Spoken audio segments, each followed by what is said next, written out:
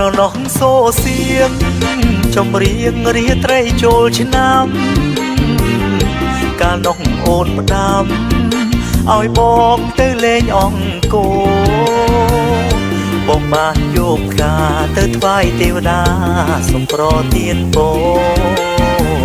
ជួយថែអង្គឲ្យថិតទេព្រោះគេដំណើរខ្មែរស្រណងរំដួលក្រអូមជួបពេញប្រឹក្សា